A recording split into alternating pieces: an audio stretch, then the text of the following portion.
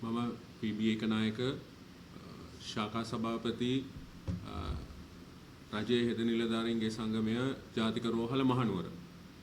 අපි රජයට සහ ඇමතිවරයාට දීර්ඝ වශයෙන්ම කරුණු දක්වමින් නැවත නැවත ප්‍රකාශ කරන්නේ ඉදිරි අවුරුදු 2-3 ඇතුළත හෙද සේවාව කඩා වැටීමකට ලක්වීමේ අවධානය ගැන විශේෂයෙන්ම මේ වෙලාවේ මතක් කරන්න ඕනේ එවකට ජනාධිපති ආර් ප්‍රේමදාස මැතිතුමා එකවර හෙද සේවාවට 5000ක ප්‍රමාණයක් බඳවා ගත්තා. ඒ කණ්ඩායම් 88, 89, 90, 91, 92 විදිහට කණ්ඩායම් කීපයක් විදිහට හෙද විදුහල් තුලට අරගෙන ඔවුන්ව පුහුණු කරා. ඒ නිසා හෙද සේවාව විශාල වශයෙන් මහජනතාවට සේවා සැපයීමේ පහසුකමක් සහිත සේවාවක් බවට පත් වුණා ඒ කාලේ. නමුත් අද වෙන විට අවුරුදු 30කට ආසන්න කාලයකට පස්සේ ඒ 5000 කණ්ඩායම රජයේ සේවාවෙන් ඉවත් වීමේ අවදානම තියෙනවා. සහ අනිවාර්යයෙන්ම ඔවුන් වයස සීමාව අවුරුදු 60 කාලය සම්පූර්ණ වෙනකොට හෙද සේවාවෙන් ඉවත් විය යුතු වෙනවා. අපි ඒ පිළිබඳ විරෝධතාවයක් නැහැ. මොකද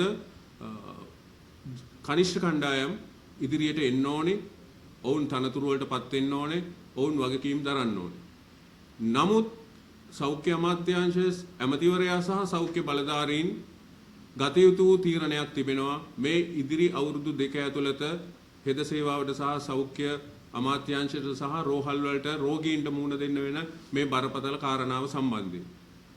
ඒ කාරණයට අමතරව හෙද සේවාවේ කඩාවැටීම තව පියවර දෙකකින් සිද්ධ වෙනවා. එකක් අමාත්‍යවරයා කටයුතු කරමින් ඉන්නේ නැහැ මේ කණ්ඩායම් නැවත හෙද සිසුන් හෙද විදුහල් වලට බඳවා ගැනීමේ කඩිනම් පියවරක් සඳහා.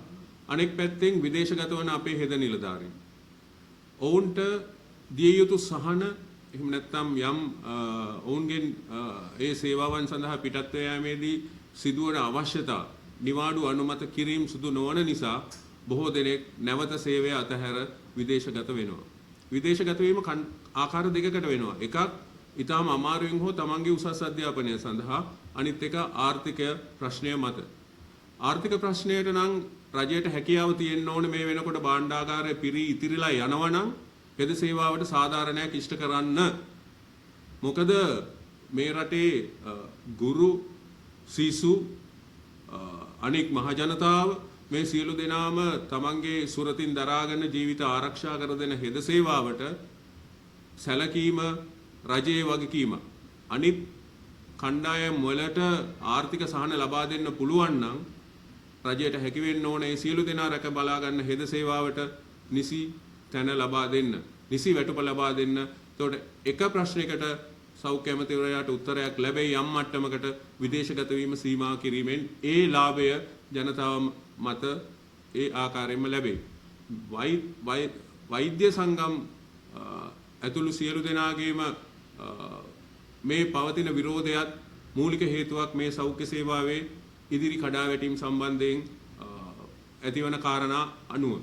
නිසා අපි අමාත්‍යාංශයට සහ අමාත්‍යවරයාට බල කරනවා, නිලධාරීන්ට බල කරනවා ඉදිරියේදී හෙද සේවාවට අවශ්‍ය ප්‍රමාණයට කණ්ඩායම් බඳවා ගැනීමටත් ඔවුන්ට නිසි වැටුප් සහ පහසුකම් ලබා දීමටත් ඒ වගේම වෘත්තීය සමිති සමග සෞඛ්‍ය සේවාවේ වෘත්තීය සමිති සමග නිසි සාකච්ඡා ආරම්භ කරලා මේ ඉදිරියේදී ඇති වෙන්න පුළුවන් ගැටලුව සම්බන්ධයෙන් සුදුසු ක්‍රියාමාර්ග ගන්නා විදිහට. ස්තුතියි.